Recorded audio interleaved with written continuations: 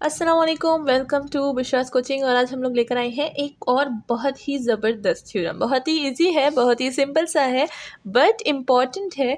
तो हम लोग का थ्योरम आज हमें कहता है कि प्रूफ करो इन अ ग्रुप में प्रूफ करो कि अगर एक एलिमेंट है उसका इन्वर्स लिया है हमने और उस पर अगर हम लोग अगेन इन्वर्स ले लें तो हमारे पास ए आएगा, ठीक है ना।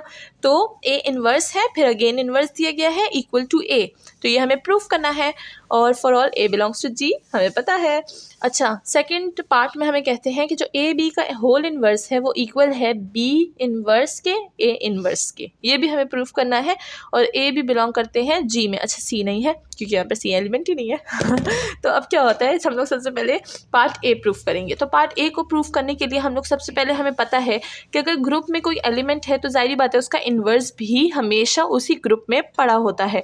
तो उसके लिए स्टेटमेंट लिखते हैं स्टेटमेंट कुछ इस तरह लिखेंगे कि since for any a belong to G लिखते हैं यहाँ पे।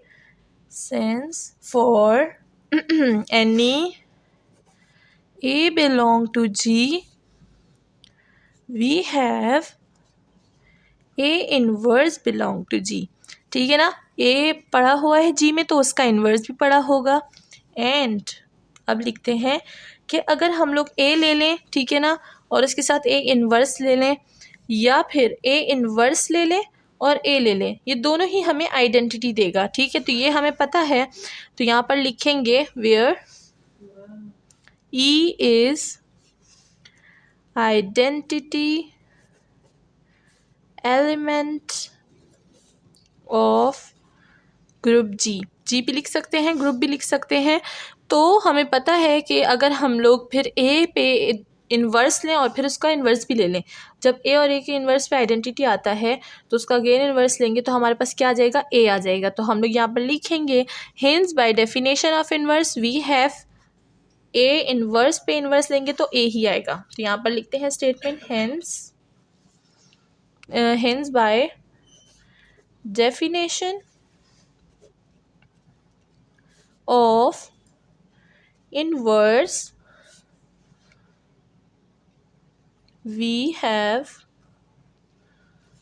a inverse और inverse a ही आता है। तो ये हमारे पास क्या हो गया, ये हमारे पास प्रूफ हो गया, ठीक है। ये बहुत ही शॉर्ट सा था जैसे कि मैंने शुरू में बताया था अब हम क्या करेंगे, सेकंड वाला सॉल्व करेंगे। अच्छा, मेरा गला थोड़ा सा ख़राब हो रहा है तो इस वजह से सेकंड वाला पार्ट प्रूफ करेंगे।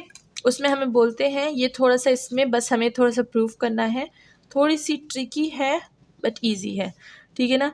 ये सेकंड पार्ट हमें दिया गया है for all a b belong to G, ठीक है ना। अब हम लोग सेकंड पार्ट में क्या प्रूफ करेंगे, सबसे पहले तो ए बी हमें पता है कि वो जी से बिलोंग करता है, तो यहाँ पे लिखेंगे let a b belong to G. Then हम लोग को ये पार्ट्स दिए गए हैं तो हम लोग क्या करेंगे, इन पार्ट्स को ही लेंगे। A b whole inverse belong to b inverse a. अच्छा, अगर हम लोग इसको खोलेंगे ना, इसको अगर हम लोग खोलेंगे तो हमारे पास क्या आएगा, जब भी हम लोग इन्वर्स लगाते हैं तो वो हम लोग सेकेंड एलिमेंट पे पहले इन्वर्स लगाते हैं फिर फर्स्ट एलिमेंट पे लगाते हैं, और लिखते भी सेकेंड एलिमेंट पहले हैं और फिर बाद में हम लोग फर्स्ट एलिमेंट लिखते हैं। तो ये नेक्स्ट पेज पे स्टार्ट करते हैं। ये यहाँ ये वाली स्टेटमेंट ना पीछे यहाँ पर हम लोग लिख देते हैं अगेन, ठीक है ना। तो अगेन क्या था, a b whole inverse equal to क्या है, बी इनवर्स ए इनवर्स, ठीक है ना। तो अगर हम लोग इसको खोलेंगे तो हमारे पास क्या आएगा, बी इनवर्स ए इनवर्स, ठीक है ना। जैसे कि मैंने आपको बताया ये रूल होता है इनवर्स पे, जब भी हमारे पास प्रोडक्ट में इनवर्स आता है तो हम लोग सेकंड वाला पहले लिखते हैं फिर हम लोग फर्स्ट वाला एलिमेंट लिखते हैं।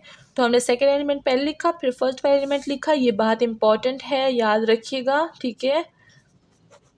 ये बार बार आती है आगे तो ये बात इंपॉर्टेंट है, इसको याद रखिएगा। तो जब हम लोग इसको ले लेंगे तो ये हमारे पास किस चीज़ के इक्वल आ जाएगा, बी इनवर्स ए इनवर्स के।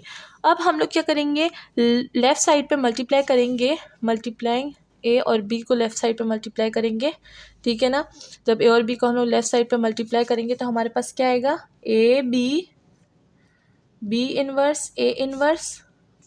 यहाँ पर क्या आ जाएगा, यहाँ पर आ जाएगा, ये यहाँ पे आएगा, हाँ, a b b inverse a inverse, ठीक है। अब हम क्या करेंगे, अब हम लोग इसको नहीं छेड़ेंगे, अब हम लोग इसको सॉल्व करेंगे।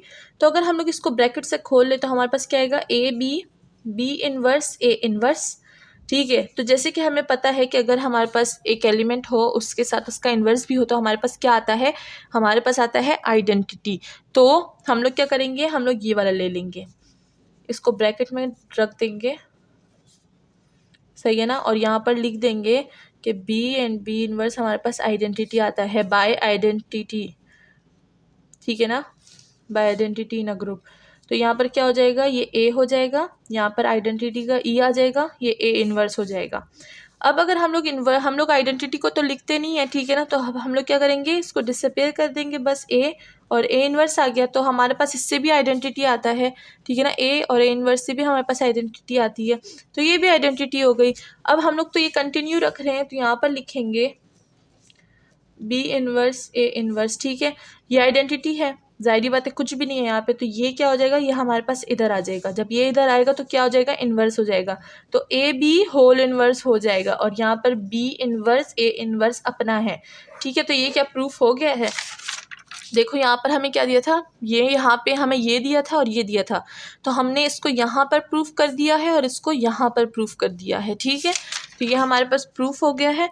अब हम लोग इसके लिए क्या लिखेंगे, so by inverse we have, so by inverse property भी लिख सकते हैं, inverse property we prove that a b whole inverse equal to b inverse a inverse and b inverse a inverse equal to a b whole inverse, ठीक है।